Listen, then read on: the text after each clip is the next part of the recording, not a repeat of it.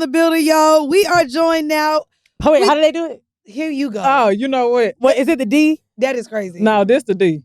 You throwing up Houston. What the We don't fuck do is that. that? You just look, did. That's look, triple D. Wolf is like, that is not Dallas, girl. I was like, that's Kittie, do Houston. people say you have a rapper voice? No. You do. No, they say I got a pastor voice. Oh, me too. That's But okay. I have a male pastor You voice. too. All the time when I really get into it, let me tell you. I do. When I get into it, bro, don't do that. Don't do She that. got a. I either she sound got like a black pastor pastor. voice. I got an identity crisis. Don't do that. Yeah. I either got Not a biracial don't do I'm a that. pastor. Baptist in California. Okay, I'm either that or they say Jada Kiss. But either way, That's y'all, funny. we are joined by Kattie Rose, y'all, and she is a certified relationship coach, speaker, and happy wife. She's also the host of the Talk to Me Kittie podcast and author of hella books to help you find love and get married. Now, I'm really excited to really dive into the conversation around today because even you saying that you're a happy wife, I've constantly talked on this podcast about not really seeing or knowing healthy relationships. Yes. And also as a woman in my mid 30s, the final goal for me is not marriage. Right. And I have very staunch views on those. So I'm really excited to dig deep into this. Okay. But for our audience, All right. we did have a dating coach on towards the end of last year, Mr. Anwar. And we've also had Sham Boudram on, who has also talked about her need to go to school because she's out here coaching and giving advice and all those things. So I want to start at the top of that. Yep. A, what's a relationship coach? And girl, what's your certifications? And do you have any? Or you just like, I'm married, so I'm going to help y'all get married? No, I think you need to have some type of professional backing if you're going to be doing this. Okay. My major is in neuroscience. My minor is in family services. Okay. So a lot of people don't understand that. I'm in school for my Psych D.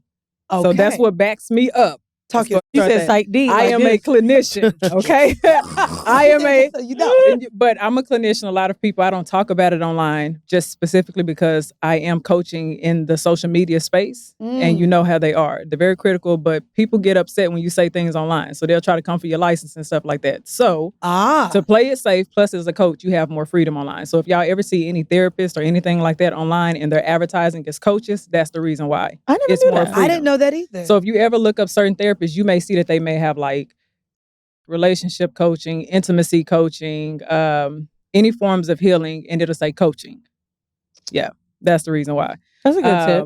One of my closest friends who is a therapist in Dallas, Matt, he actually advertises as a coach as well, but he's a therapist. It's just smarter to do it. If you're going to be doing stuff online to protect your license, just go as coaching.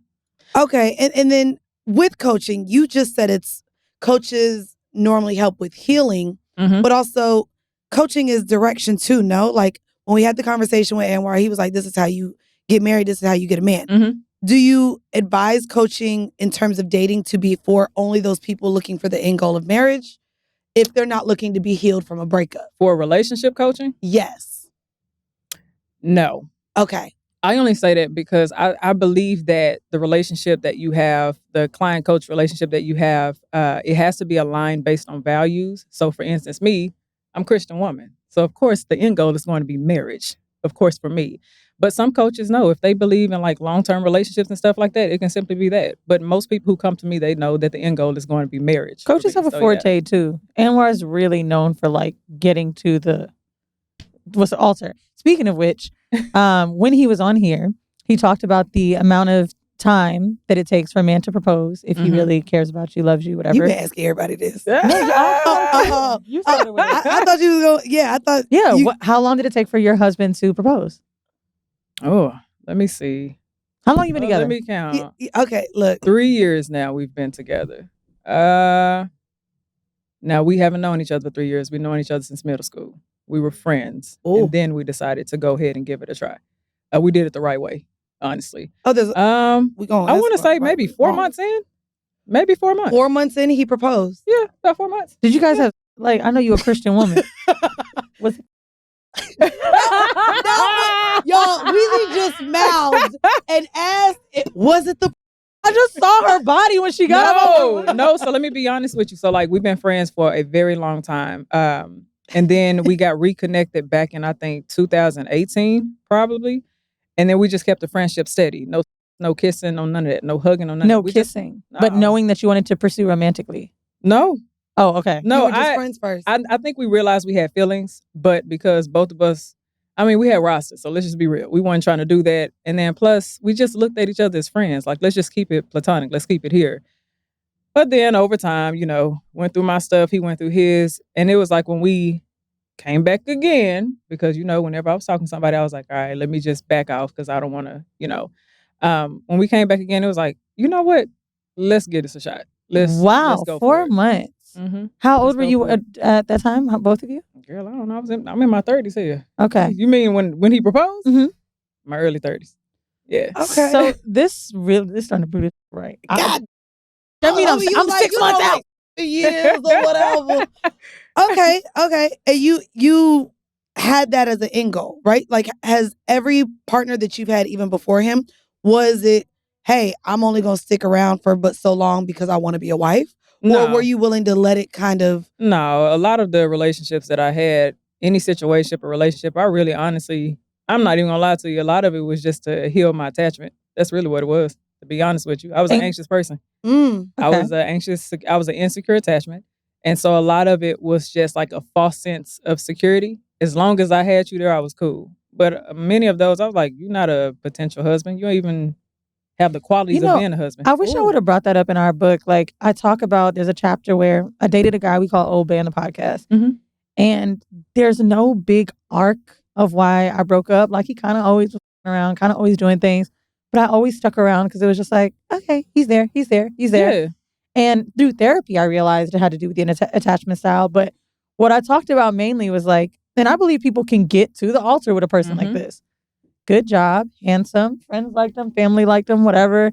He was just there. Mm-hmm. And it was just a relationship. Companionship, I think once you get in your 30s is a scary thing because you're like, well, I don't have many options after this. Yeah. Which isn't necessarily true. You really got to put yourselves out there. But yeah, I really just talked about how you can end up with a person that's just okay. Yeah, once you transition, because we go through different tiers of womanhood, once you transition in your 30s, now it's probably some form of commitment somewhere. Whether it's commitment to a career or just simply companionship. It doesn't have to necessarily mean you want to marry, but you want someone there. That's a form of a partner, almost in a sense. Once you transition, things are different. In your 20s, a lot of that's playing time. It's like we trying to know who we are. We're just trying to figure out who we are. We're having fun. I'm trying to see exactly what it is that I want. The problem is in our 20s, back to attachments, because we have attachment deficits, we attach to people insecurely, prematurely, and we don't actually think about compatibility. When it comes to being Christian, because a lot of my friends that have a Christian background or even Muslim girls, like religious background, because they believe in marriage as the forefront of dating mainly, it seems like they're getting married earlier or encouraging that. However, being that you had a roster, y'all went through y'all phases, I really actually believe people need that to come together strong. Do you think, as a relationship coach, advising someone at 24, 23... to be a hoe? No. To look for marriage is really the right thing to do. Do you not think women should be exploring themselves? Like, what's the perfect age? I really think that looking for marriage is something you should be doing. Let me go ahead and explain why. We end up adopting a lot of trauma along the way from the attachments and the relationships that we form in our 20s. And because in this day and time, in this modern time, it's all about sexual liberation, sexual freedom and stuff like that. But then we start having these soul ties and we connect people. And that becomes a problem as well. Mm-hmm. So although you think you're finding your identity, you're losing bits and pieces of you. Because by the time you get in your 30s, you're looking back like, and this I invested so much into this person. I lost this part of me. I've had to work to find this. It starts to feel more like a loss rather than something that you gain. That might be one of my favorite pieces of advice I've heard on this podcast, getting trauma along the way. Because for me, I feel like a lot of my explorative years, like my whole years, I really needed to shape me. Yeah. But I definitely developed trauma along the way. Where would I have been if I just stopped hoeing at a certain age or stopped or really was intentionally dating? But for me, as someone that's ethically non-monogamous, I think I actually needed that. I needed to kind of date every type of guy. I think I needed to go through those phases. I needed the homeboys to show me how men work. There's a lot of issues that my friends have in relationships that I don't seem to have. And I think it's because of the framework I've had from dating up until now. However, I really like what you said because we're discounting a lot when we talk about go have fun. Mm-hmm. That fun can be painful. Exactly. I will say this though. I do understand the whole phase. I understand why people do it because I had one too. So I understand it. But as a woman who's healed, I can actually say I have really put in the work to heal. I look back and I'm like, yeah, I wish I never would have did that. I wish I would have prioritized me, taken the time. Um, I would have dated differently. I can say that. What's It that? wouldn't have been the sexual encounters that I had. I would have actually been dating to really learn who I am.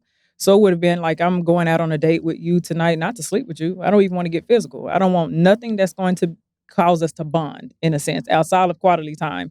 I want to learn what I don't like. I want to look at you and say, okay, this is what I like. I'm going to check this off. This is a new standard. This is a new expectation. Dating And for then go from practice. that. There we go. Pretty much. I love that. I'm going through that phase Yeah. right now. Mhm. So within therapy, from my journey of being sober right now, Mhm. because I do understand too the rock star lifestyle that I had in my 20s and the bond that I made from, dancing on couches and getting shit faced and like, let's go Yep. toe for toe and being Yep. able to keep up with a nigga with drinks who's 6'8" and I'm 5'1" and I'm keeping up.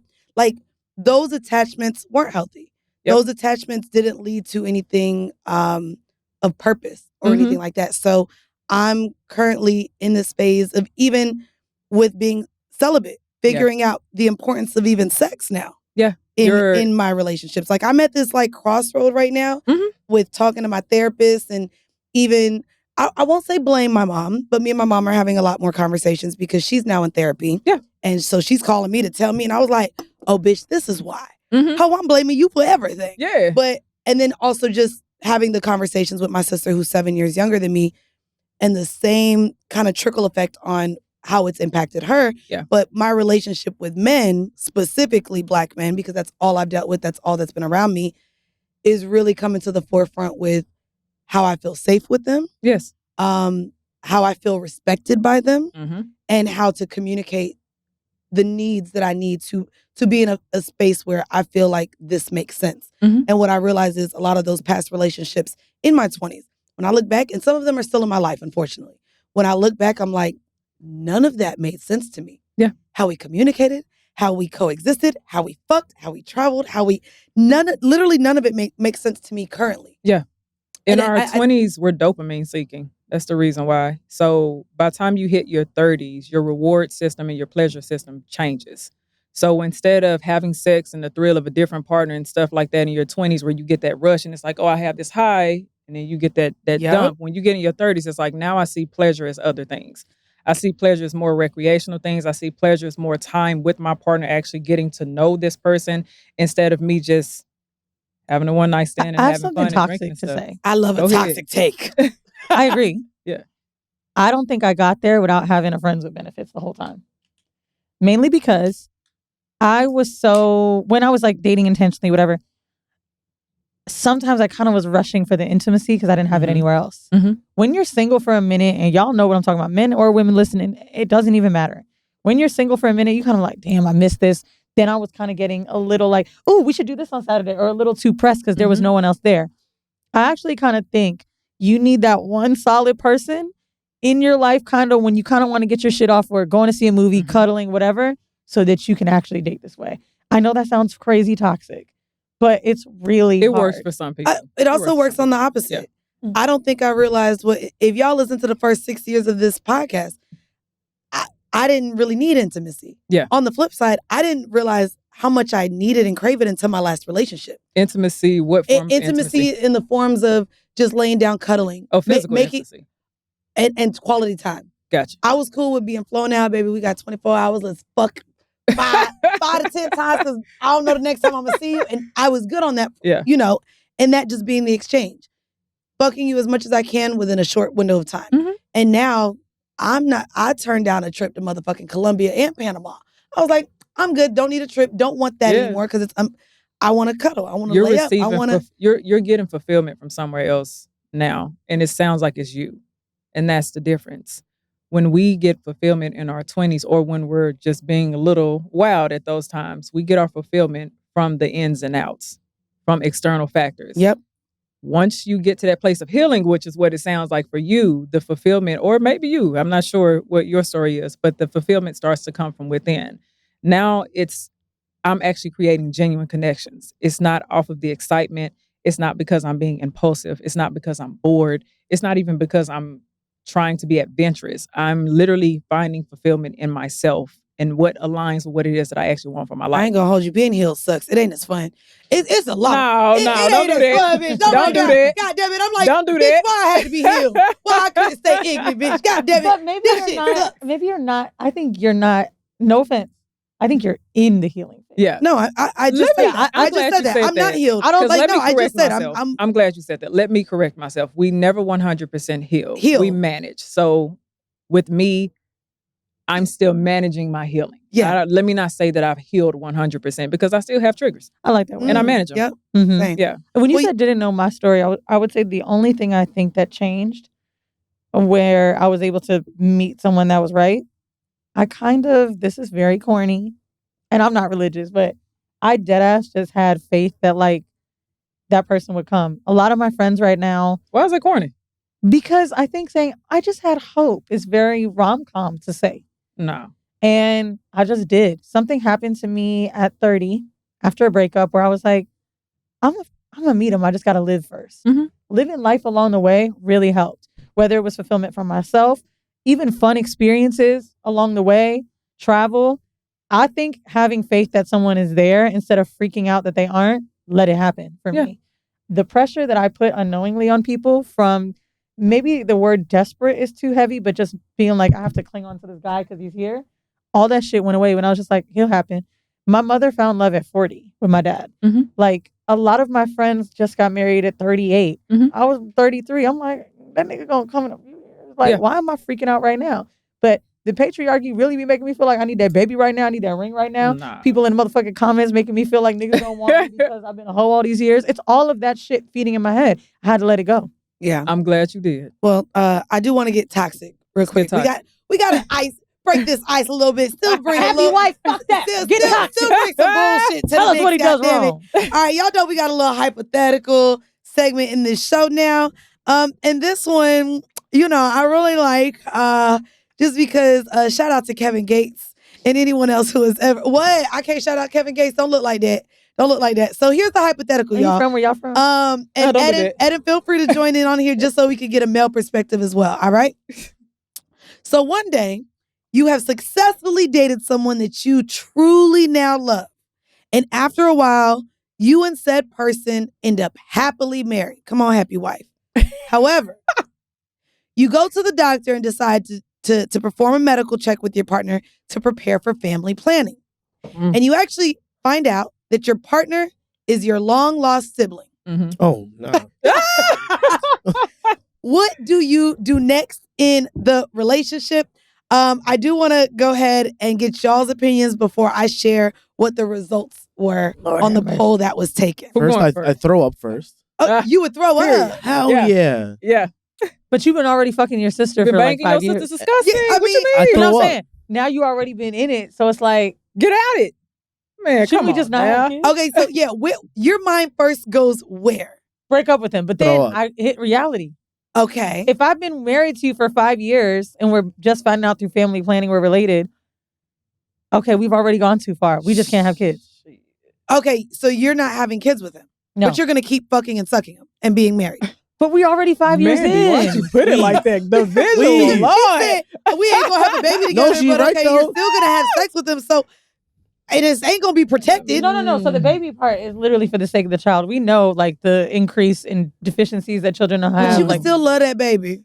No. Whoa! That's oh wait, not that I was. I'm saying You're setting. No, wait. you're knowingly No. bringing a life into this world that's going to have a lot of there's, difficulties. there's Yeah. high chances of it, but they could be. nah, bro. No, That's not fair. Girl. that's your sister Okay. or your brother. Okay, so wait, Kittie. Have you seen the yeah, the okay. Whitakers or whatever on YouTube? You seen this? It's a family of incest.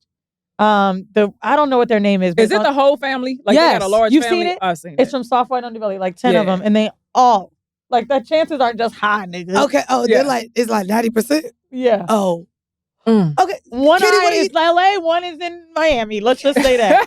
Kittie, wait, what They all are got you doing? deficits. What are you doing if you find out your husband is a long lost sibling? Like, where does Marital annulment. We're done. Absolutely. even What if you're in nobody else love? knows? We're done. We're going through grief counseling. And I'm going to my parents because why y'all lie to me? And if my parents are deceased, I'm going to their grave because it's still on site. What do you mean? And even if your afterlife, you got questions that need answers, honey. Yes, absolutely. But long lost sibling, what if it was just like adoption, like no one knew? Okay, now you added. No, because I'm saying if Okay, that let's look at happened, that. it's not your parents. Let's then. look at, okay, so we can look. No, I still What them. if he was half? What if It's he was still just your them. mama's son? Because But if y'all that's- dropped him that's off what at somebody's porch, a I'm sibling still would be blaming it half. on my parents because you should have told me. A sibling can still be half.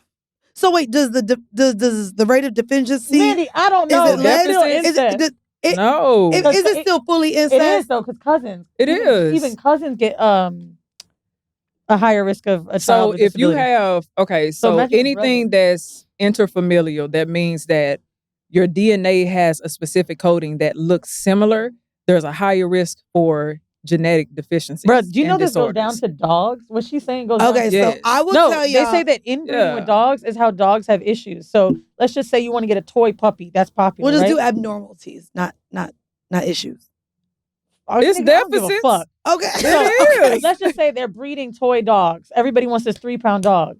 A lot of these dogs are getting sick or something's wrong with them or they're super hyper and it's all because of the fucking inbreeding. So wait. Yes. So I guess Are you I'm keeping your brother, bitch? I ain't gonna hold you. I don't want kids no way, right?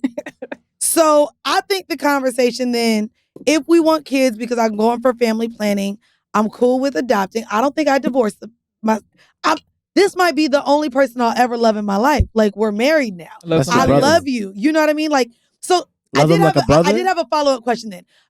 Okay. Wait, what did you just You say? love them Love like a brother? Absolutely. Love somebody else. Yeah. Many fish in the sea. You know what? I don't even want kids, so I'm gonna say, okay, so I'm with Mandy on this. okay, so then let me ask, okay, is there any relative that you don't think would warrant the same scrutiny or it wouldn't be such a big deal? Because we talked about cousins. What about like third cousins or someone through marriage? Being a cousin fucker is crazy, but Being a brother fucker's crazy. no, I'm saying it's crazy, but it's just Oh, not I as was bad. like, baby, Wait, let me ask your husband. If you find out Kittie your sister, you keeping it? Or at least they're breaking up together. I mean, okay. Well, I did want to read some of the results. So for this, Game of Thrones was fine. majority said they would first have the conversation with their spouse whether they should stay together or not. Mhm. That's the first thing. The second one, divorce, speedy divorce. I can't bear it. I'm immediately going. The next one is, I'll keep it a secret. Ooh. So women were saying they would keep it a secret from Oh, their man. spouse that they're related. Because you got to think. Nah, that's fucked. See, there we go. Let me tell you why my brain is going this way. Mm. I'm super in love right now. Okay. Okay, we're the couple to go to restaurants. They be like, "You want another plate?" We be like, "No, bitch. We on the same side, same floor. We that in love." I just feel like I wouldn't have kids. I can't see breaking it. I don't know. Maybe a regular marriage where people are just like, a lot of people hate their wives. You would tell him? Yeah. Okay. How am I walk around and just not say it? Some Some people people will won't. put up that facade and they'll that's what I'm conceal it saying. for a There long are time. people that would. Not saying it. There are people According that are to saying that. that they would keep it to themselves. Oh, I thought they meant keep it to themselves. No, like, I'll don't keep it tell as a secret. friends. Yeah, no, Wow. don't. Oh, because I'm not telling my homegirl. It that says you I'll a keep son. it a secret. That's a secret within yourself. I ain't telling nobody because y'all ain't finna judge me. No, I'll probably tell my best friend Crystal because she'll understand. Baby, I just found love. I'm married. We never thought I would get here anyways. What the fuck? Bitch, if I am married, I done sat on this podcast for 8 years saying, I ain't getting married. If that nigga my daddy, I'm staying married. Bro, I I'm don't gonna give a fuck. Oh, wait. Whoa. Okay, Whoa. okay, sorry. I mean, if I didn't know my dad and then found out. It was Okay, my see, dad. clean that up. Yeah. Hold Clean on. that up, man. That's my hard All right. no. Ooh. My dad is my hard no. Oh, if you found out it was your dad. That's my hard no. Yo, y'all ever seen Old Boy? Y'all know what I'm talking about? Yeah. Sorry, it has to do with the ending. No. But Go ahead and never tell me seen the it. ending. I don't care. it's my favorite movie. It's Spoiler a alert. Korean film, but basically, I don't know how to say it, Eden. I'm trying to think. It's a prisoner. Like, it's this way of revenge, but they basically place this woman in his head. So he fantasizes about this woman, ends up seeing her. Then they end up getting married, falling in love. And then towards the end of the movie, boom, he finds out it's his daughter.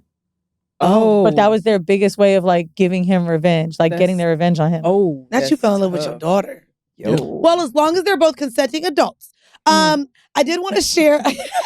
I did just want to share a fun fact.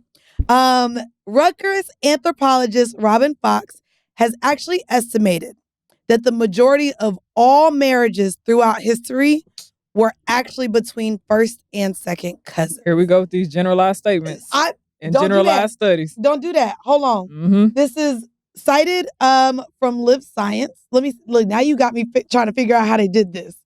Oh, it's actually according to the Journal of PLOS Genetics.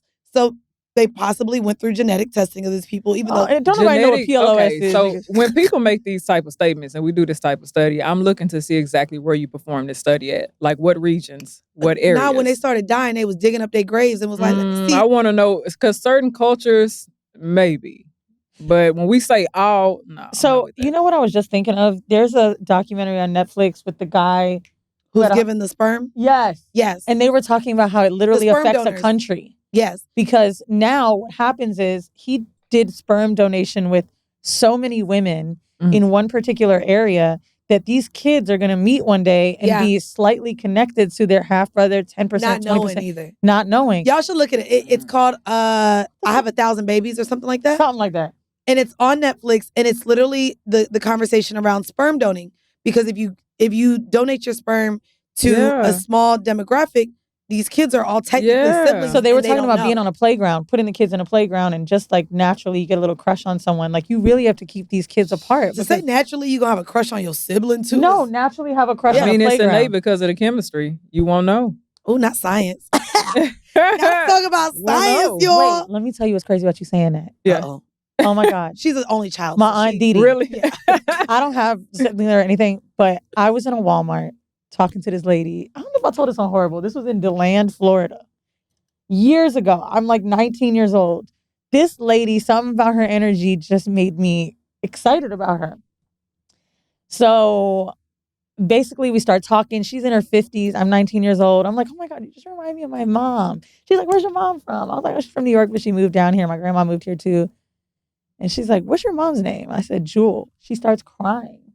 And she's like, that's my niece. Oh, wow. Like removed or whatever. Like not like super close aunt, but like the next one. I'm like, what? She's like, I'm your auntie. Bro, literally spent maybe every other Thanksgiving with them in Orlando. After that. Wow. Met her in a Walmart. Say that to say there is something about chemistry between family and which is crazy because I can't stand my sister. Girl. But or my daddy. So you can Or one of my actually cousins. meet someone. Let's just say that was a romantic connection. Yeah. I felt attached to this person. I might be adopted then. I might need to talk to my parents now. Because I ain't got some of my motherfucking family, no connection. And some of them. No connection. You are connection your mama's child. Oh, no. Me and my mama the same person. But you Right. said no connection. Chemistry is different from connection. Oh. Okay, girl, that's what I'm talking about. You know what, Chemistry. Mandii? No shade, but we got chemistry. saying. We Do we? I'm just saying. We got on the mic. You right. have We do. chemistry, We do but it have doesn't mean you chemistry. We don't It talk could be a all the- biracial thing. I have a lot of biracial No, my What? God. friends. What? I'm just saying. There might be. I hate it. It's It true. could be biracial in Orlando. I just don't like talking about it right now because after this election and Amber Rose, I just hate being biracial, bro. No. Oh, but I she's- love my she's- father, she's but a we different got one. it. I wish my mom just went a little more to the other side of Africa instead of the Middle East. She's a different one. We can't claim the biracials that really want to No, be it's white. not. We're all in the same. No. There's different biracials. No, there's not. Patrick Mahomes, all these niggas. There's different- Well, there's- Patrick Mahomes seemed like he's Bro. leaning a little more on the palm color side. Fucking Zoe Kravitz. I'm just saying. Well, I I know, mean, there's there's a different difference. biracials. There's a difference. Actually, her mom, see, Lisa- I don't claim all biracials. but I'm saying they muddy the water for us. I get you. Do you understand why we got so many black women that? Because we are the opposite of biracials. They know, but then once in the blue, we come out with We some ain't shit. And they muddy be like, shit. "Damn, We bitch." ain't muddy shit. Let's still keep And you blaming. know what they gonna Let's say keep right now? blaming the Mandii slave and I are the masters. brother They muddied the fuckers, shit. and they gonna be like, "See, only Mandii and Weezy wanted to fuck our brothers." history muddy See the the difference? shit. We not gonna do that. Uh-uh. We ain't muddy shit. Look, no muddying in the blood. She would have divorced him. Look at us. A screw is loose. the Dang. screw ain't loose in my talk to yourself. See, We we would different literally biracials. biracials. keep our We are brother. different She biracials. made that connection. Oh, We are God. different biracials. All right, y'all. We got our reaction. These are some touch topics because this next one, baby. We have a video to play. And I'm really excited because with this clip, I want to talk about how we kind of connect as human beings, right? Okay. Because when you're married, there of course is a romantic relationship, but before a romantic relationship, is specifically with you, there was a friendship first. Right. I will say, I friend zone before I get romantic. Mhm. Like in a way, to when I friend zone you, I don't think of you as a partner. If I think of you as a partner, I jump right into, I see you as a partner, not friendship. Well, you can compartmentalize, so that's different. I do. Mhm. A lot. That's the word for me. I'm too. sorry to interrupt you. Just Okay, no. So I'm going to play this. I want to play this clip. Dave, you got it pulled up for us? And I'm excited to kind of see your thoughts on this. I don't particularly want to be a mother, have children. For me, I think it's basically for a sense, companionship and security. And I think it'd be rather interesting to marry a homosexual for this, because you could establish a good relationship, a sort of deep, respectful relationship, and yet you could have your own life apart. So this is a woman from 1964. I'm going to summarize it. She basically said that she would like to marry a homosexual because she believes that in a relationship, the companionship comes from being friends. And it would be easier for her to be married with someone who's homosexual because they can respect each other. They can allow each other to have separate lives apart, but still have respect for each other within the relationship. Yeah. Almost to insinuate that when you're with someone, maybe on a heterosexual scale, or leaning romantically with the love of your life that way, that you lose the respect, you lose the friendship, you lose the fun out of it. I think that that's kind of a bit been my perception as well. We always say, right, sex complicates things. Yeah. We always put these boundaries with our romantic partnerships that we don't necessarily put with our friendships. And I think Weezy and I have been talking about that a lot, like how we show up differently with our romantic partners, differently than how we show up as daughters to our parents, and different how we show up as friends within our friendships. So I want to ask you specifically your thoughts on this video, and then we're going to deep dive. Okay. So first on the video, with her desiring to marry someone that is homosexual, she's knowing the orientation of them. So I'm looking at different factors. Okay. If you're wanting to marry someone solely for companionship, then that's the only aspect that you're really prioritizing. So it doesn't have the heterosexual expectations that you would see in a heterosexual relationship. It's not there. So sex and stuff and all Or that, romantic not necessarily. relationship. So yeah. sex and stuff like that doesn't necessarily mean that it has to be a part of companionship. She just wants someone to give her a sense of emotional fulfillment, but also be able to help, I guess, with parenting or whatever it is that she wants. Which some people actually do that. Can I break this energy for a second? Yeah. This is a really sad ass video to me. Okay. And I feel like a lot of the conversations we've been having recently are all disappointment from men. Can we just talk about how your relationship and marriage is healthy? Tell us things that, I don't know, just acts of love you show Virginia. I just want to hear about it, because I'm almost a little tired of, like, no shade, I know you picked this clip. Even I bring it up. I feel like we talk so much about the bad. Like, we're sitting here with, well, your husband's not on the mic, but just talk about having a healthy marriage and how it's possible. And you're young. Why are you happy? How have you found this happiness? How do you navigate good conversations? Like, I kind of want to hear that. Well, I'm going to give you healthy by my definition. Yeah. Healthy by my definition is really creating a safe space for both of us. That means that you get to be yourself authentically and I get to be myself authentically as well. And that leans back to that friendship. Friendship is us being able to open up even about our insecurities, about our worries, about our doubts, without the judgment, without criticizing one another. Also practicing a lot of connective skills, a lot of connection activities. So being emotionally intimate is what a lot of people actually lack in their relationships. So we do things together. Togetherness is prioritized. Us being able to sit and talk and be able to reveal what we're truly feeling is important. Also, our identities. We merge, but we have limits on how much we merge. That's where a lot of people fail. They get in, they merge identities, and then their life becomes, what can I do for you? That's not our life. And then that builds Elaborate merging identities. For example, when you said that just now, I thought about working together. Couples that start a business together. Tell me how you don't muddy.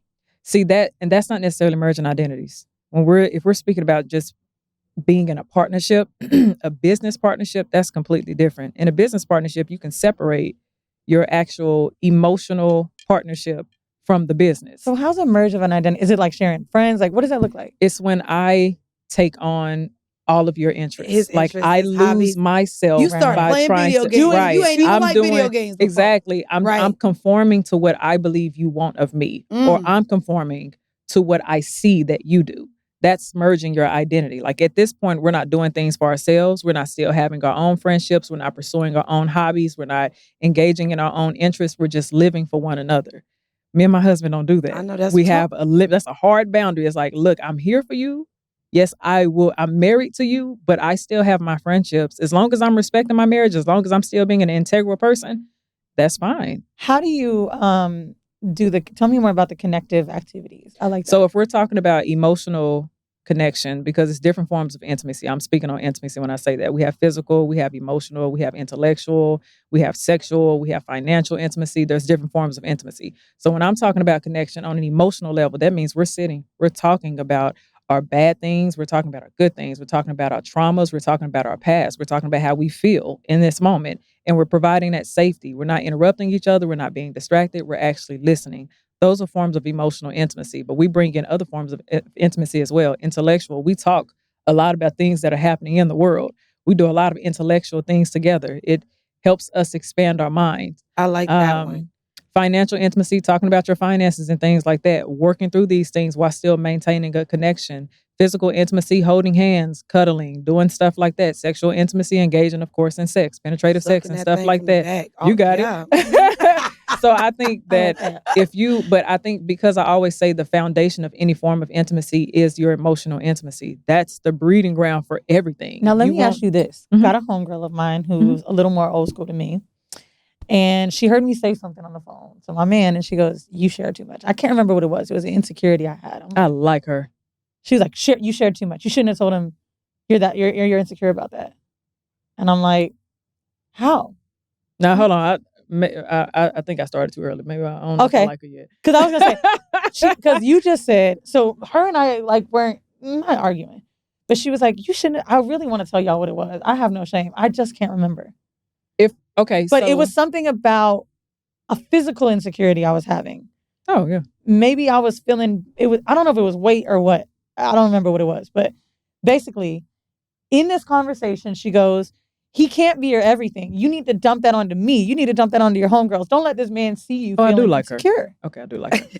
Yeah. Okay. You like I can take it back now. So you like that advice? But why can't I share with him how I'm feeling? Because I want him to know that it's not necessarily that. So how is I think sharing she's your looking more insecurity? at possible codependent tendencies. I think that's what she's highlighting. Because in certain situations and certain relational dynamics, when you're sharing a lot, when you're sharing insecurities, if you're looking for them to be the sole source of securing that insecurity, that's when it's a problem. It's fine with you sharing certain things, but there are certain conversations that you probably should just have with your friends and let your friends help you navigate that. So then how do we fix this? If I'm feeling, I don't know, something with my body issues, right? Because I have fibroids. And so since I was working through getting them smaller, I couldn't really work out, and I'm starting to see weight get put on. I'm like, well, I'm not feeling good. I'm not feeling good about this. I really hold that all in and don't tell my partner that I'm feeling like shit. You can. But where do I lose ground? This is where where you is there codependency? Set your boundary with yourself, because you have to understand any problem that you present to a man, his natural instinct is to solve it. Anything. So this becomes a burden when it becomes continuous. So yes, I can tell you if that I constantly feel like this. Yeah, now you can feel it. You have the right to feel it. I can tell you that, hey, today I'm feeling insecure. I'm not really feeling myself. Yeah, and then of course, every day if you wake up telling me, I hate the way I look. I hate the way I look. Right. Baby, I don't have time. He'll give every you the day I gotta tell you, no, reassurance. baby, you look great. So He can give you the reassurance, but we can't make this something that's ongoing, because then it's going to feel like his reassurance is going void. You can't be dumping on somebody. Yeah. I actually have a question too, because we talked about healthy relationships and healthy marriages and things like that, but we're talking about friendship. Right. She wanted companionship. And so because so many people start as friends before they get into a relationship and then eventually end up married, if that's their end goal, how is it possible to maintain a healthy friendship when betrayal is introduced into the romantic relationship? Oh, I got to go through steps on this one. Because that's the thing. 12-step program. Because that's the reality too, right? Damn, as a partner, yeah, okay, you betrayed me because you cheated on me. Again, in romantic partnerships, there's a level of there's different boundaries that are set. There's different expectations on them. When they're a friend, those are completely different expectations and boundaries as well. And so when you're merging this person to show up as both, how do you keep a healthy relationship when they fucking up as a partner? And is it possible to keep that friendship after so many boundaries are crossed romantically? Well, I think healthy is subjective, so I'm gonna be light Okay. on that term. When someone betrays you, whether it's intentional or not, it becomes an attachment injury. So there's no way when it damages the connection for that to stay healthy in that moment. So if you realize that now this person has betrayed me in some sense, now we have to do the restorative work. We have to recognize that there is now an attachment injury. So either you broke my trust, you broke the security, because when we're speaking of attachment, certain attachments need trust, they need security, they need loyalty and things like that. So now you've injured that. So now my perception of security looks completely different now. We need to have these conversations. We need to talk about what this act of betrayal was, because if you're speaking of a friendship, in a relationship and things like that, and you're prioritizing the friendship or the companionship, it's like a double effect, almost, in a sense. So now I have to look and see that how you as my friend and how you as my partner has betrayed me. I have different levels to this now. I need to look at the severity and the intensity of the betrayal, how it has truly affected me. Right. And I need to be able to talk to you about it. That means you can't be dismissing, you can't be justifying, you can't be arguing, you can't be shifting blame. You need to hear exactly how you have impacted me. And then truly own up to what it is that you did. The safety measures are important when we're talking about restoring, because we need to be able to talk. I need to be able to ask those questions, because now I have the difficulty part. Yeah, I have assumption and curiosity. And oftentimes we see when people betray someone and they hurt someone, they try to speed up the process. No. In this process, I need emotional space now. I need to process my emotions. I need to process the assumptions that are attached with these emotions as well. I need to process these triggers, and I may not be able to process them around you. So now I'm going to create this emotional space to be able to get through this. But I do have questions. Most people will ask, why did you do it? Was I not good enough? Did you not love me? Did you not think about me? You have all of these assumptions that start to come up, and the person who is the offending partner needs to be able to sit through that. That's where that test of friendship is going to come through. If we remove the title of lovers and we are here just as friends, as a friend, you would hear me, because I know you would hear your friend. Yep. Let's remove the expectations of a relationship and let's just talk friendship. Can you provide a space where I can actually talk to you? Can you provide that safety for me to express what's going on? And guess what? I'm going to talk about it today. I may talk about it again next week. I may talk about it the week after that. But can you provide that space? Can you take ownership for what it is that you did? And can you apologize genuinely? With that apology means that we need correction as well. Can you do that without necessarily apologizing just because you feel guilty? Can I ask or apologizing because you want me to hurry up and heal? Where does it come from within our heads? And this is men and women. This isn't even gender-based. Where, we absolutely can hear our friends out a lot more easily and receive it and digest it way more than a romantic partner. Hear them out for what? Hear them out for when you're wrong? Yeah. Like, it really, I was really, upset that you weren't able to show up to my birthday dinner. Or I was really upset that you kind of came late. Dang, why you did, like, there's just more casualness in telling friends how they kind of slighted, how they showed up for you. And there becomes so much pressure or anxiety around letting your partner know they let you down. Well, condition and expectation is completely different in those dynamics. For one, we're conditioned with our relationships to be one, to be truly a partner. So it looks different from an actual friendship. You can still have separate identities in a friendship, but it doesn't necessarily feel the same in a relationship. It's the way. One point I'm going to make, biologically, we are completely different. If you ever study a man's brain versus a woman's brain, we don't have the same interpersonal skills. So as women, we can sit with our friends, we can talk to 10,000 people, and we can take in everything that they're saying and consider it. Men don't do that. That's the reason why in their friendships, they don't have to talk about birthdays and stuff, and they don't trip if you miss a birthday party, because they don't have that same interpersonal That's a brain thing, for real? Yes, it's certain things in the brain that just, it doesn't signal the same. So we have different hormones as well that send different messages. So when we look and say, when we have these conversations, that's why I say women need to have friends. When we have conversations, for men, if you come and dump, back to your point, if you come and dump all of this stuff on them and they keep hearing it and it's on repeat, eventually it's going to become white noise to them. And that's the reason why you sound like that's why you feel like you're being dismissed. They can't process it. I had a conversation recently about what I share with friends. And I've been keeping any major disagreement private, and something I never really did before. And we had this conversation of, do you really need to share anything? He asked me, do you always feel like you need a sounding board if we get in a disagreement? Or can you ever work on it with your own? And I was like, yo. Wait, Kittie got a face. What is it? It's a real question that I had to sit with myself with. He was like, And he went mad when he asked it all. He was like, do you always need a sounding board? Do you? I think, yeah. Why? I think I've always had it. So you don't trust Now your judgment and you struggle with Not decision my making. judgment. But let me get to It's it. not questions I need. No, I'm gonna get to it because I'm listening to what you're saying. Well, right? let me finish why I Okay, I'm called. sorry. Go ahead, baby. Because I do agree with you with trust and judgment. Mm-hmm. I need to vent it out sometimes. For what? Because that feels like the release for me. What if you write it down? Would that I'm not sure about the writing constitute it as- down. Like I thought about that when I was having this conversation, but it isn't always advice. So it's not a 'Cause sounding it's board. two then. things, right? Comfort or solution. That's what I ask when my homegirls call me now. Bitch, you want me to comfort you or tell you what to do? Mm-hmm. Favorite thing to say now because I've been a little too mean. For me, so sounding board in my head is listen. Yeah. But I really don't need the advice. Sometimes I just want to be like, oh, this nigga just da da da da. Tell me then if I'm that person, is that still something that's a problem? Should I really just be getting angry on my own or is it okay to release it? It's okay to release it. I'm still curious as to why you need to vent it to other people. I want that answer. I honestly don't, You don't know? It's so crazy because I think it's an only child thing. I think that maybe it could be a cop-out, but I really believe this. My friends with siblings seem to be, and him included, Mm-hmm. seem to be a lot better with managing emotions alone. Mm-hmm. And for some reason, I can't do it. Not in this super needy way, but I kind of do like and enjoy having someone there to hold my hand through I'm something. not going to get too clinical, but I am going to ask you, when you were younger and you had to process certain events and process the transitions and things like that, who did you talk to? As an only child, when you had things that were going on in your life, who was the person that you were able to talk to about those things? Nobody. It was you? So you were self-comfort? Yeah, but I didn't enjoy it. Oh, so that's the reason why you need it down. That's the reason why. So that self-comfort now can feel like a threat to you internally. You've gotten to that place to where it's like, now I have a sense of security when I can talk and I can be open because I didn't have it. You're shifting dynamics. I'm not gonna lie, because baby, I'm in a place where I will take it to the grave.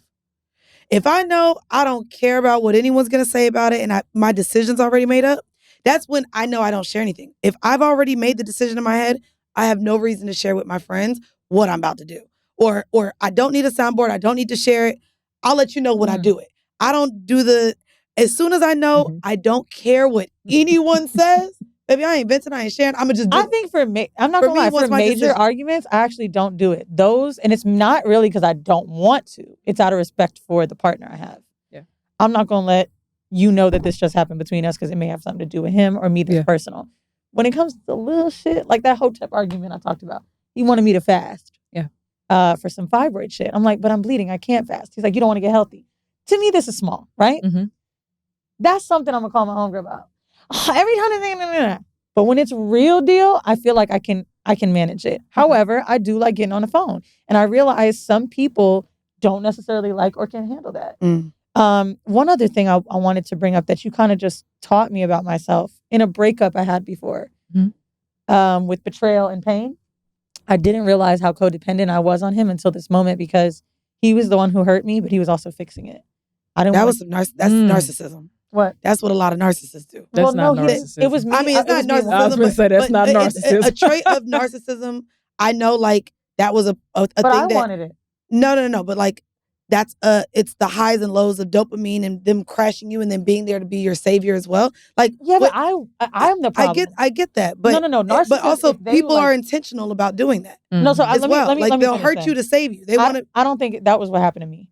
My ex wasn't necessarily that, but basically what would happen is if I got angry at him, I didn't want to release it to anybody else. Didn't want to talk to anybody else. So I kept it in house with, if I was sad, if he cheated, if he did something, I was like, okay, well, I have to solve it with him. And that is real codependency. I don't know if that's narcissism, but that to me was me showing. Does that sound like codependency? No, that's codependency 100%. Codependency falls on the spectrum. So you have certain people who need to be needy and you have certain people who need other people. So she falls more on the spectrum of I need other people. You were using him, like if you're using somebody to help you heal, to help you feel secure, to help you feel stable, to help you regulate, and you feel like you can't do so, that's a form of codependency. Especially when he fucking hurt my feelings. Yeah, like, I want to make sure we get into the history of marriage here. And before we start, I do have a quote. Okay. That I would like to read. This does come from Marriage, A History, How Love Conquered Marriage. Okay. This is a 2006 book written by Stephanie Kuntz. And the quote is, "What marriage had in common was that it really was not about the relationship between a man and woman. Mm-hmm. It was a way of getting in-laws, of making alliances, and expanding the family labor force." Mm-hmm. Now, why I wanted to bring this up, and there's a few different things in which I want to dive into in terms of the history of marriage, is because for so long, which is kind of where my brain still is, we have now gotten to a place where marriage is for love. Yep. You are marrying for love, Mm-hmm. and now it is completely removing what actual marriage was about, which was more of a business arrangement. Mm-hmm. Decision between families. It was a financial one. Yeah. It was why cousins were marrying each other. It was to keep the family name, the wealth only within the family. And so I want to start there, because bringing forth love as the premise leans more so into Christianity. Mm-hmm. And I only want to talk about where we see marriage today and kind of how we've gotten so far from what it is, because that's where we lean into monogamy. Yeah. That's where we lean into, well, I should marry you because I love you, or these timelines, right? Yeah. Well, if he really liked you, he would have proposed to you by now. So can we start there? It started about in the 1950s where we started marrying more for love. It was actually earlier than that. Earlier than the 50s. Can we talk about it? Yeah. Because it started with the church. It was at a time, it was more so in the romantic era, is when you start seeing the shift. Before it was for the lineage. Like Shakespeare. It was for, Romeo and Juliet. Because at first, if you look at the roots of marriage, it was for lineage. It was for wealth. It was to keep the family name. It was, forming alliances and things like that. Fucking Absolutely. your brother. Yeah. All right. Keep it in. Okay, I'm not gonna lie, they did do that. It was such thing as a brother marriage where they actually did stuff like that. So stuff like that did happen. And then there are certain countries and stuff like that, like Saudi Arabia, certain African, certain Asian cousins, and everybody. One of my friends relatives. just told me, who's Iranian, that her father is her mother's cousin, and she told it to me because she wanted me to know, like, I don't want you to judge this, but when you come to this family event, they're all connected. Yeah. And I'll be caring. So a lot of times you saw them marrying like relatives and stuff like that, because most times traditionally they shared the same values. So you already knew that they had a suitable partner to begin with. It was already a suitable spouse. You didn't have to do the looking and stuff like that.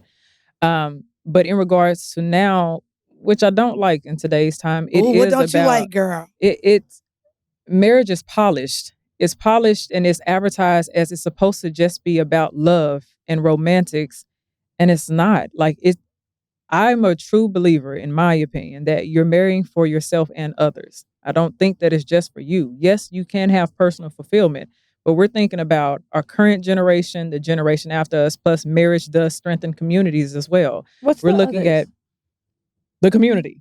For the community, for your own personal community, like with your children and stuff like that. Your children, your family, not necessarily the outside community. Okay. Just I'm talking about familial backgrounds and familial communities. So for our own personal families, we're bringing families together. We're multiplying when it comes to wealth. We're investing. We're saving. We're doing stuff like that. But we're also thinking about the future generation of our kids. Oh, agreed. And our cousins and our aunts and stuff like that. If we're talking about multiplying and we're talking about the health of just the family, the community, we lean into finances. And so I want to ask you then, do you think it's contradictory then for monogamy to be tied to marriage the way it is? Because then that limits multiplying. That kind of limits the resources that you have because you're only supposed to be with one person. Clearly, me and Weezy are ethically non-monogamous. So with the church being such a premise as to even why you said marriage is a thing I was going to do because I'm Christian, monogamy is also a Christian thing today, even though in the Bible that wasn't necessarily the case. No, everyone had multiple. A lot of people had multiple wives. No, in the Bible, polygamy was real in the Old Testament. Let me see. Abraham, Jacob, King David, King Solomon all had multiple wives. And they did it for the exact reasons that you highlighted previous. It's not until the New Testament where Jesus started referencing monogamous relationships, but the Bible never said polygamy was wrong. It never highlighted that polygamy was wrong. But what's the one for women? Why is there nowhere where women can have multiple husbands? There was times where women did. They did it. The reason why they prefer for men to have multiple wives is because they can duplicate more. They can have more children. You got one child, you got one woman with 10 husbands, and she got to carry a child for almost 10 months. Versus you have one man with multiple wives, and we can replicate. We can process this faster. We have more hands to work and do stuff like that. Although I am a Christian, Okay, talk about it. at my core, I still have to, I can't be a walking hypocrite and say that the Bible did not reference that there was polygamy. It never said you cannot be a polygamous person. It just highlighted the complications of polygamy. Like, for instance, Jacob, Abraham, their wives had tension. They had jealousy. They had rivalry. And I'm gonna have that with your side bitch too. Yeah, King Solomon, it distracted him from God. But the Bible, when I have read that Bible through and through, it never said you cannot be polygamous. It's just, it was referenced so much in the New Testament that this is the dynamic that it's supposed to be. This is two different things though, because polygamy is really, especially like referencing a Big Love, like a show. That's where America got to see sister wives polygamy. Yep. Like, it's a man taking care of these households. This is not ethical non-monogamy. Okay, well, I want to keep us. If you're talking about ethical non-monogamy, well, that's different. I'm only highlighting polygamy because of what you said. Right. Well, and I want to keep. But if we're talking about ethical non-monogamy, we know there's different factors to that. But also, like, I think it's hard to. We're talking about marriage and non-monogamy, so I just want to say, like, as someone who's non-monogamous, this is a sexual thing. Yeah, this is sexual pleasures, or even for the vanity of just having another lover, whatever it is. I'm sorry, but like, to me. And mind you, I've been in a throuple. I'm not saying I might not end up with someone like that, but it's hard to cross the wires because polygamy really is to strengthen families. Yeah. Right. And I don't think ethical non-monogamy is. It's not. Interesting. I want this life. I wanted to add too, because we were talking about the church, the babies, right? The procreation, the legacy, and all those things. The early church held the position that if you can procreate, you must not refuse to procreate. But they always took the position that they would annul a marriage if a man could not have sex with his wife, but they could not conceive. So I want to ask you now, because it says early Christian church was a trailblazer in arguing that marriage was not contingent on producing offspring. So if they're saying that if you're having sex, or basically you can annul a marriage if your wife can't have a child, is there then an option where you guys see it, where you no longer want to have a child, you no longer want to procreate, but your husband Who does? said this again? That you can annul a marriage if you can have a child? The church. What church? It says the early church. This is by Kuntz. So this is in the book. I want to know which church. I will look up the source. She told it in her book, but she says the early church held the position that if you can procreate, you must not refuse to procreate. But they always took the position that they would annul a marriage if a man could not have sex with his wife. Oh, pretty much a woman keeping sex from his husband. Then, mind you, it goes into why in the early stages. That's not the first time I heard that. I covered that in the early stages, which is why you couldn't rape your wife for so long in the States. There was no, if you were married, you had to have sex with your husband. There was no way that he was taking it from you. I want to ask, though, another hypothetical real quick, because I'm seeing it with my friends, because it's where I am. If you no longer wanted children, Weezy, if you no longer wanted children, but you found someone, you got married, and they wanted to have children, you're married. Would you allow them then to have children with someone else? No, I'd adopt. Would I? Would I allow them to? Would you?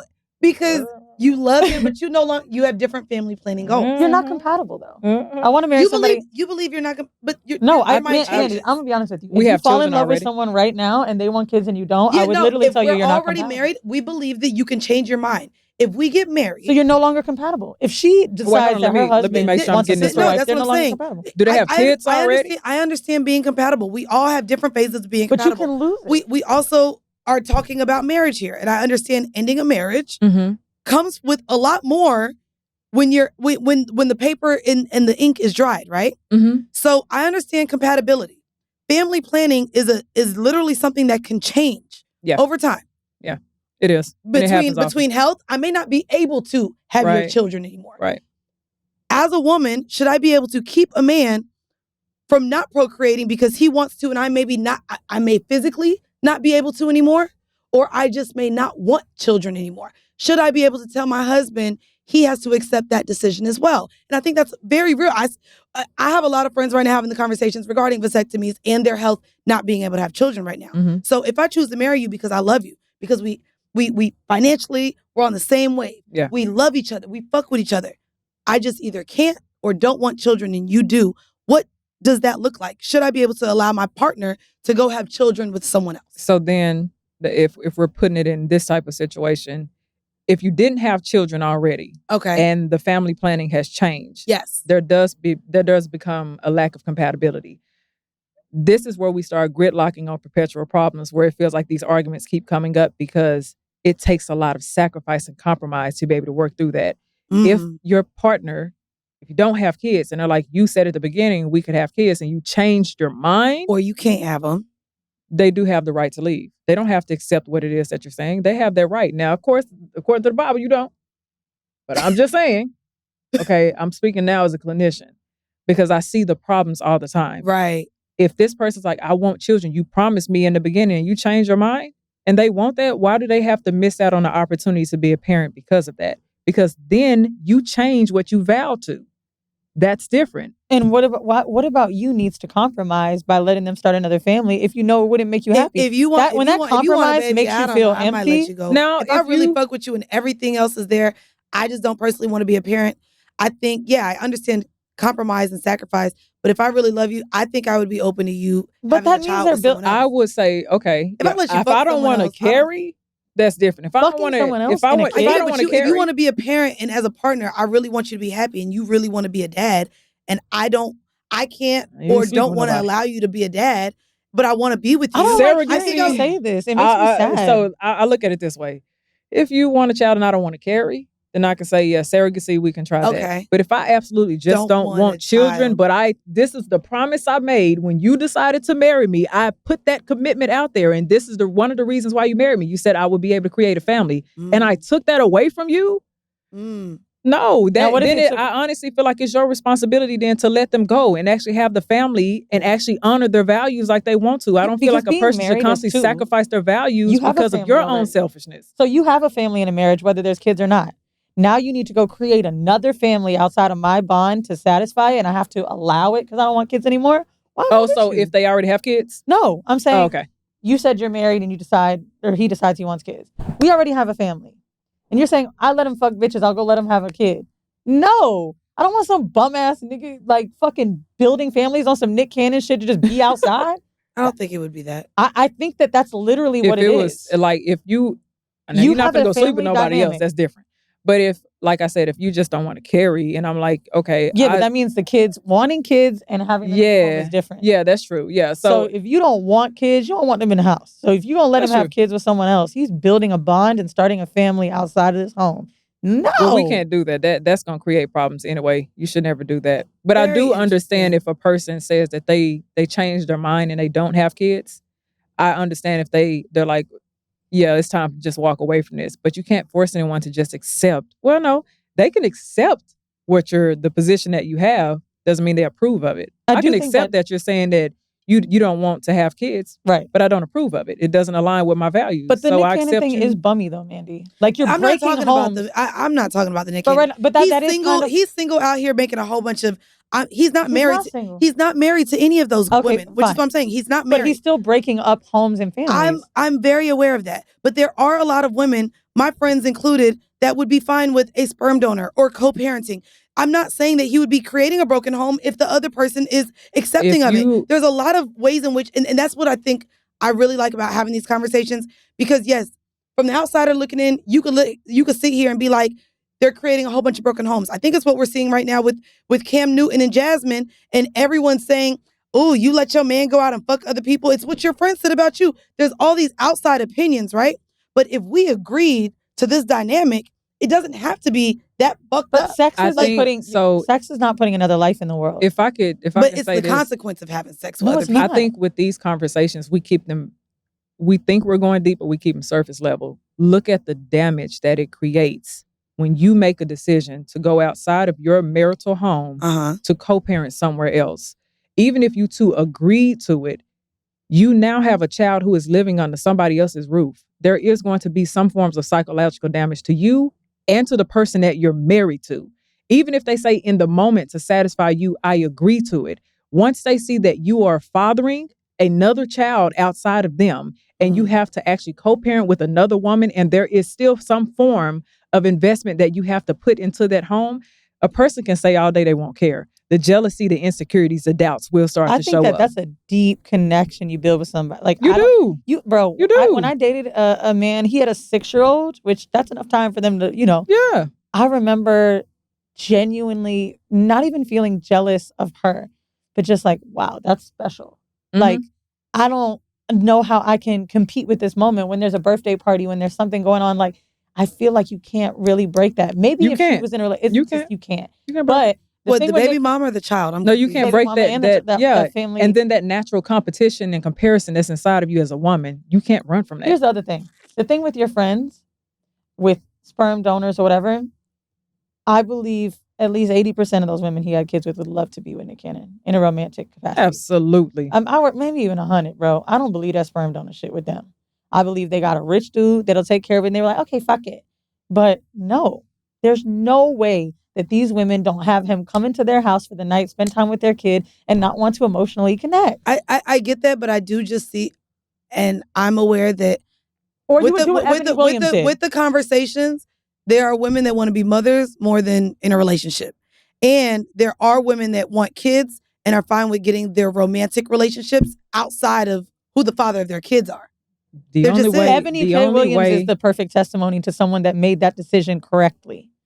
You wanted me to believe that Nick Cannon wasn't fucking them on a regular, and this is not just so transactional with these girls. The only way that people can actually cope with that is to compartmentalize, and we know that's not healthy. A lot of people can't compartmentalize, so it's only for those people. Yeah, for those specific Hang people, on. the only way you can do that, because you're still coping by compartmentalization, is to put that situation in a box and emotionally detach from it.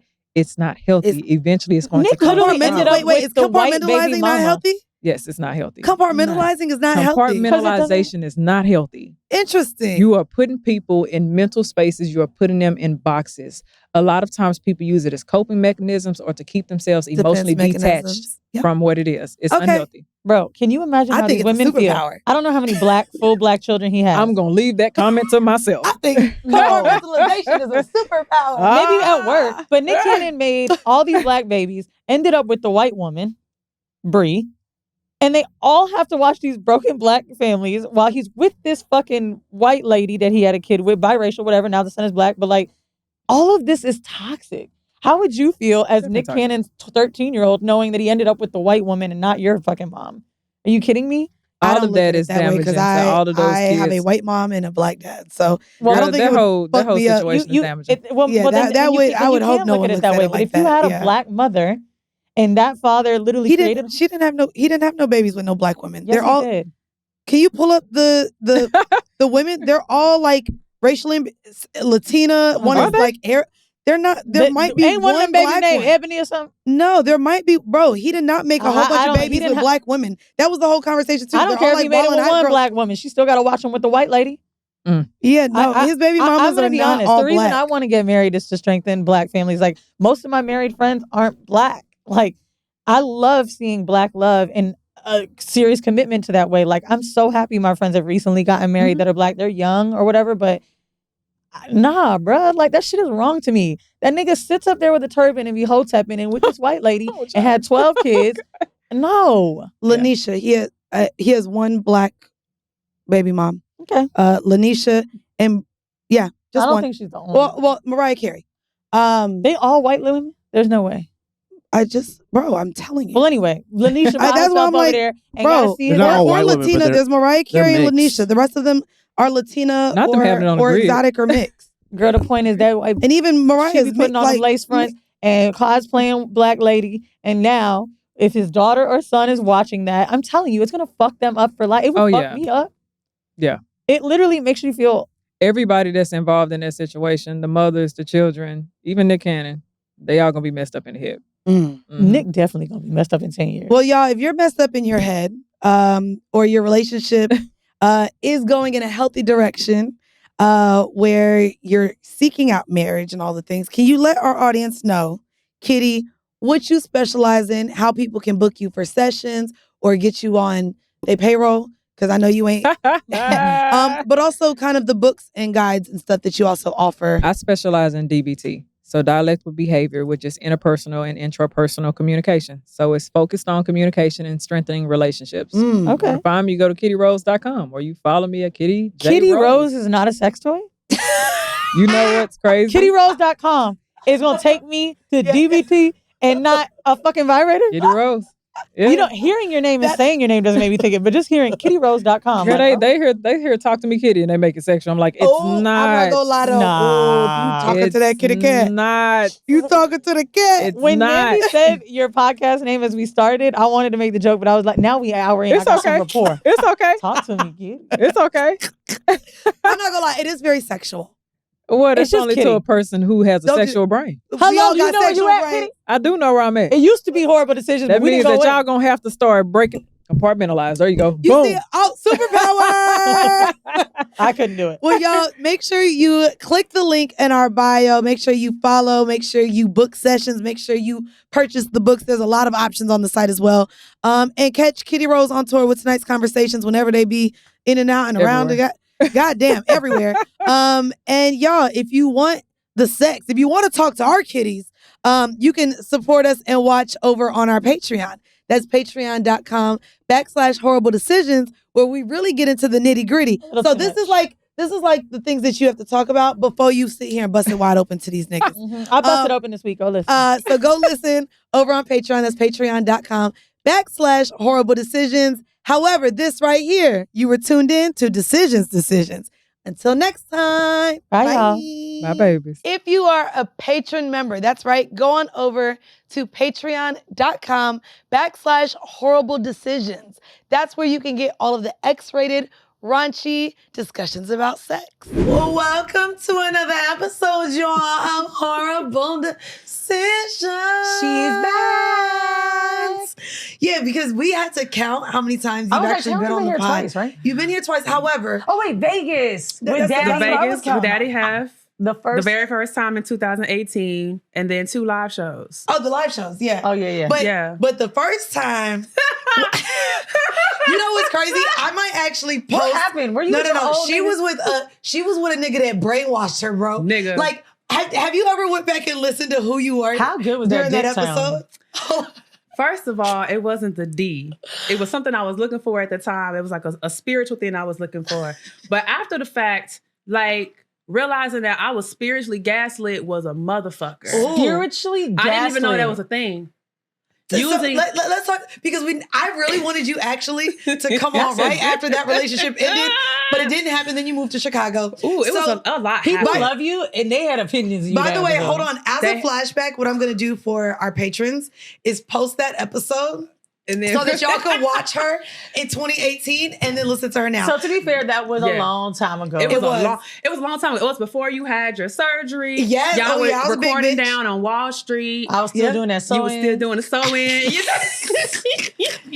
Okay, so And I had just got married too, because I remember I still have my the picture. God. she was married I to this still man. have the picture of us from that in my phone, and I had the hairstyle that I had at my wedding. So I was Oh, like, I oh love your shit, hair like that. You That were was cute, married right? to this man. So yes. again, I'm going to let you guys be able to listen to what that relationship looked like, because hopefully you're not in one, because you were It was crazy. You were Shout out to hypnotized. Taomi, it's still looking the same. I No, know, facts. right? But you ain't Even aged better, nothing. even better. And I that do was look what, even better for sure. That was like 7 years ago. So, It was 7 years ago. so spiritually gaslit to Dog, marry I this forgot you man. was married to this nigga. What did? Yep. So explain how you realized you were being Spiritually manipulated gaslit? during this relationship. Did you didn't- make that word up, by the way? No, I didn't. I It's did a not. thing. I did. It's a She thing. did her research found like it. narcissism. It is a form. It's a form of narcissism. It's like a branch of it. So I didn't even realize that was happening until I was in the process of uncoupling. Like this, this man moved me out of the house while I was gone. I was out of town, April 2019. He called me. I went to Chicago to do Exotica. He calls me 5 days after the show was done and was like, oh, we don't live here anymore. I'm moving us out. Don't worry about your stuff. I'm taking it. I'm putting it in storage. And I never went back to that house. And I got the majority of my stuff back when I moved into my own place in Chicago that October, but I didn't get everything back. And I started getting ghosted. Stopped answering my phone calls. Stopped answering my text messages. Stopped answering questions.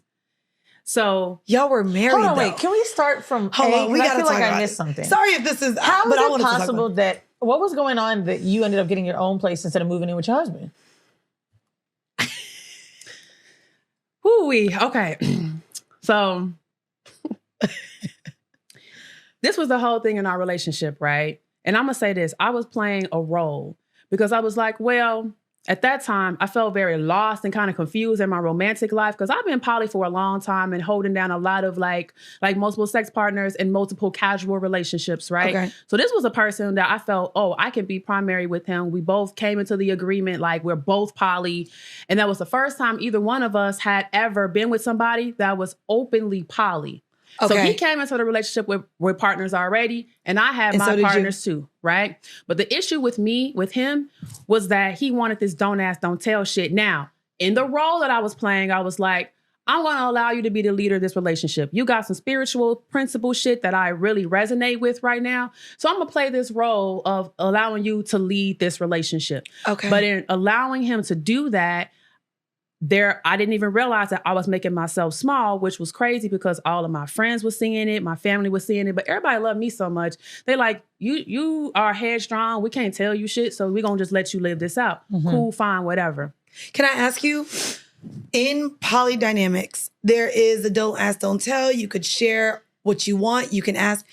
What would you have preferred? I would have preferred for us to be transparent about the people coming into our lives because those people also impact me. Yes. You know what I mean? And I found out like from talking to this little brother who's still like my brother, that all the shit that I was thinking that he was doing other shit that I would not have condoned. For example, let's talk about that because I do want to when talk it comes about to that. don't ask, don't tell, I or don't being fuck with that at transparent, all. right?